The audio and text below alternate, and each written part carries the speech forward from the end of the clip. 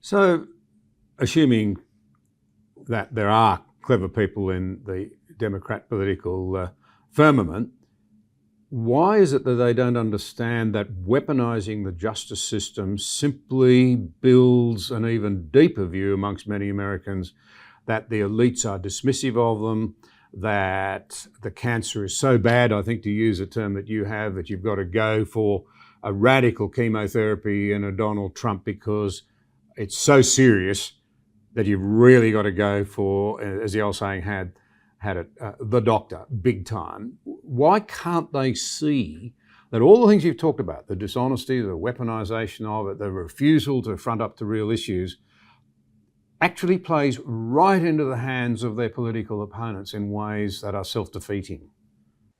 They can't see that because they won.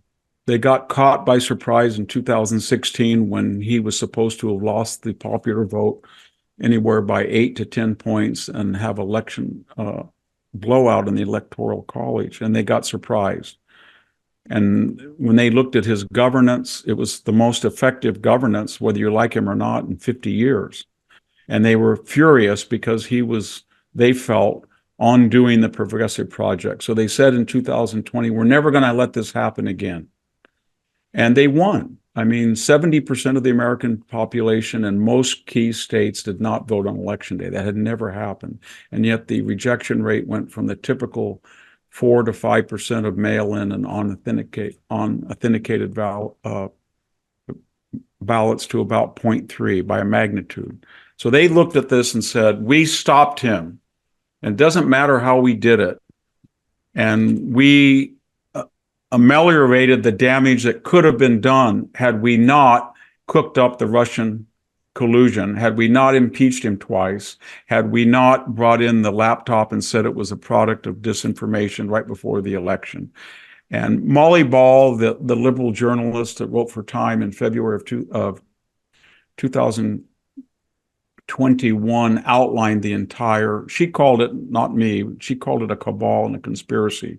Mark Zuckerberg, to take one example, infused $419 million to personally absorb the work of registrars and key precincts.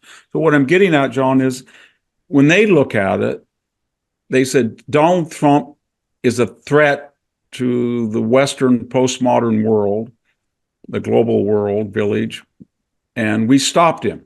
And we did it with heroic measures, and we're going to do it again. And maybe the means should not be justified by the ends, but these are noble ends, and therefore they should be. And we're going to do it again. And that's how and these people are very explicit about it. When they have never apologized for the Christopher Steele hoax.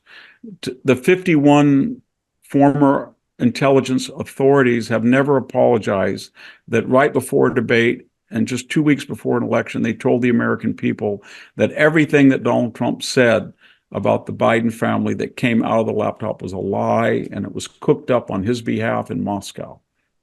They don't feel there's... Andrew McCabe, the FBI director, 4 times he lied under federal. He's never apologized. James Comey pled amnesia 245 times under oath to a congressional committee. Never. They don't think they have to. And they feel that Donald Trump was not part of the Clinton, Bush, Romney, Obama,